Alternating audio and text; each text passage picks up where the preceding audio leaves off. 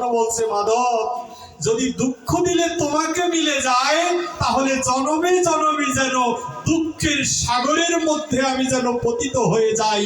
সুখ আমার কোনো প্রয়োজন নেই। যেই সুখ তোমাকে কেড়ে নিবে, যেই সুখে মাধব এসি ছেড়ে ঘরের মধ্যে ঘুমালে প্রভু আমার তোমাকে মনে পড়ে না।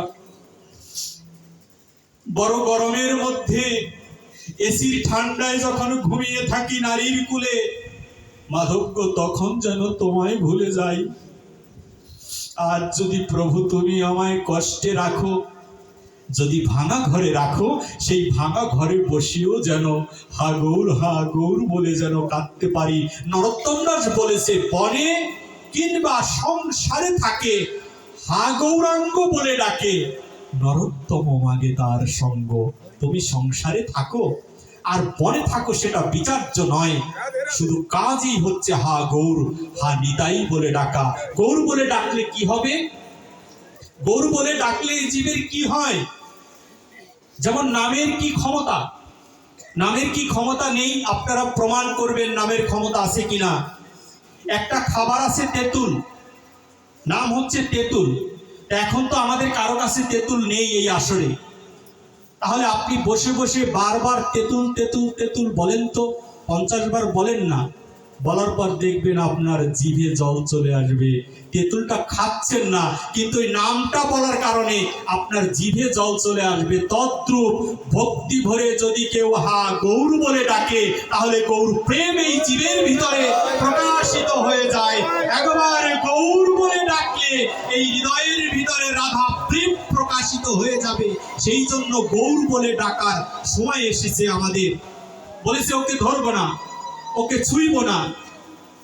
আজকে আমাদের মাঝে প্রদীপ বাবু নামে এক বৈষ্ণব এসেছে আপনাদের এই আসরে। কি দিয়ে এই বৈষ্ণবদের বর্ণনা করব?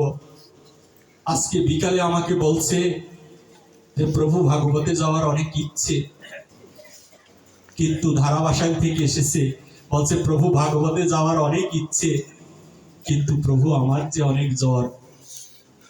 আমি তাকে আপনাদের চরণের কৃপায় বলেছিলাম, প্রদীপ বাবু ভাগবতে এসে যদি ভক্তের বদন দর্শন করেন, আমি বিশ্বাস করি আপনার এই রোগগুলো সেরে যাবে, আপনি সুস্থ হয়ে যাবেন। এই তো হচ্ছে বৈষ্ণবের কথা, এই তো হচ্ছে বৈষ্ণবের ভাব।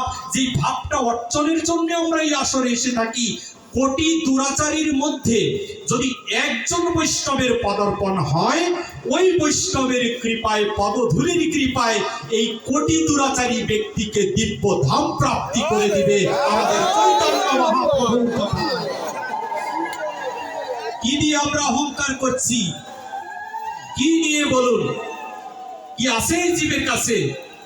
সংসার করছি 30-50 বছর ধরে, স্ত্রী পুত্র সন্তান টাকা পয়সা সম্পত্তি সব করে ফেলেছি আমরা, কিন্তু একটা দিন সন্নিকটে দেহ থেকে যেদিন 5টা বায়ুরূপে প্রাণ অপান ব্যান উদান সমান, 5টা বায়ুরূপে প্রাণ পাখিটা যেদিন বেরিয়ে যাবে, তোমার আমার পাশে হরি বলার লোকটা নাও থাকতে পারে সেই দিন।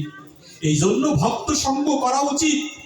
তুমি যদি ভক্ত সঙ্গ করো রে ভাই, কেউ তোমার কাছে না থাকলেও মৃত্যু সময় খবর পেলে তোমার এই ভক্তগণ তোমার বাড়িতে গিয়ে হরিনাম সংকীর্তন করবে।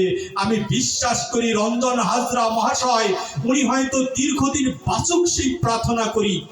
নবদ্বীপ, মায়াপুর, বেলুড়মঠ, দক্ষিণেশ্বর, কালীবাড়ি, পুরীধাম, সর্বশেষ মথুরা, বৃন্দাবন ভ্রমণের কারণে 800-র উপরে ভাগবত প্রচারের সাথে যুক্ত থাকার কারণে আমার যদি কোনো পূর্ণ থেকে থাকে, সেই পূর্ণটা আপনাদের মাঝে বসে এই রঞ্জন হাজরা মহাশয়ের উদ্দেশ্যে আমি দান করে দিলাম।